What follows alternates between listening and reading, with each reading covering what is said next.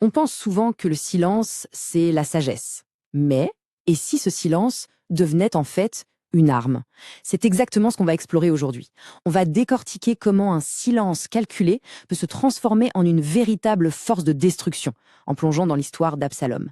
Commençons avec cette pensée assez provocatrice de notre source qui va droit au but. Elle nous dit que le silence, ce n'est jamais vraiment neutre. C'est un espace, un environnement concret. Et parfois, cet environnement est juste parfait pour que le pire puisse y grandir. Voyons comment ça se met en place. Ok, alors avant de plonger dans le silence d'Absalom lui-même, il faut absolument qu'on comprenne le décor, le contexte. Son histoire, elle se déroule pas dans le vide. C'est un royaume qui est littéralement assiégé. Ce n'est pas juste un drame de famille, non, c'est une bataille avec des enjeux bien plus grands, une véritable guerre spirituelle. Voilà comment la source nous présente le conflit de base. D'un côté, on a une force de construction, de création. De l'autre, une force de destruction. Et au milieu, pile à l'épicentre de ce combat, on trouve la famille du roi David. La stratégie de l'ennemi était donc assez claire. Démanteler la paix, défaire l'unité, en utilisant l'arme la plus efficace qui soit, le conflit interne. C'est une tactique de déstabilisation de l'intérieur, la plus redoutable. Chaque grand incendie commence par une étincelle. Et dans cette guerre, l'étincelle, ce fut le traumatisme d'une sœur. C'est vraiment ici que la première fissure apparaît dans l'édifice. Une fissure provoquée par une trahison au cœur même de la famille royale. La source insiste bien là-dessus.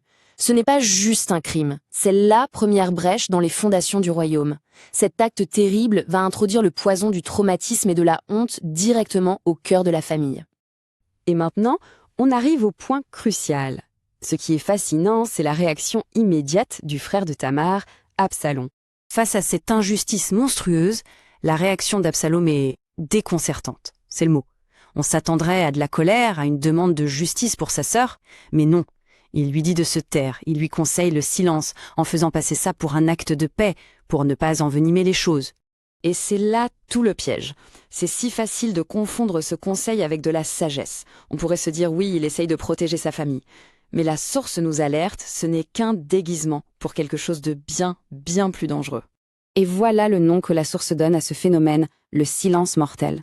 Ce n'est pas juste l'absence de mots, c'est un silence actif, un silence qui couve, qui laisse fermenter la haine et qui méticuleusement prépare le terrain pour la destruction à venir. Le conseil d'Absalom est donc suivi. Le silence s'installe. Mais attention, ce silence n'a rien à voir avec la paix. C'est le début d'une longue période d'incubation. Pendant 2 ans, la haine est cachée. Elle grandit dans l'ombre, sans que personne ne s'en rende compte. 2 années entières. Pendant tout ce temps, le sujet est tabou. On n'en parle jamais. Cette chronologie, elle est glaçante. Elle nous montre à quel point ce poison a eu le temps d'infuser, de se répandre. Ce contraste est absolument essentiel à comprendre. De l'extérieur, Absalom, c'est l'image même de la paix, du contrôle. Mais à l'intérieur, c'est un monstre qu'il est en train de nourrir. Il faut vraiment saisir ça. Ces 2 années, ce n'est pas une période de deuil ou de guérison. Pas du tout. C'est le temps nécessaire pour la planification, pour la préparation active et froide de la violence qui va éclater. Forcément, un silence qui est bâti sur autant de haine refoulée, ça ne peut pas tenir éternellement. Tôt ou tard, ça doit exploser. Et l'explosion va être terrible. Le meurtre n'est pas un coup de folie, un acte impulsif. C'est le résultat froid, calculé, prémédité de 2 longues années de planification silencieuse.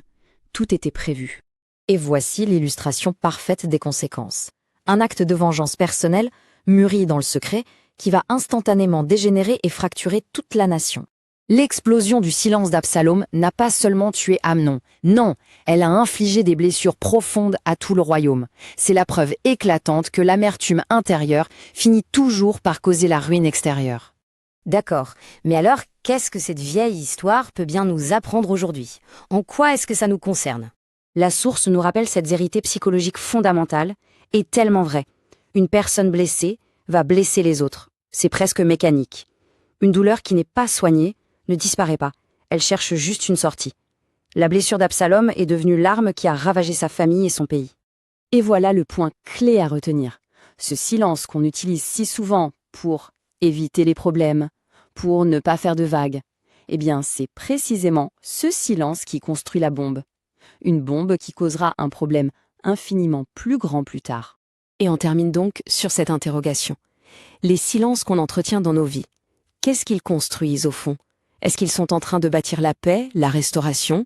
Ou est-ce que, comme celui d'Absalom, ils sont en train d'élaborer tranquillement, dans l'ombre, un plan de destruction?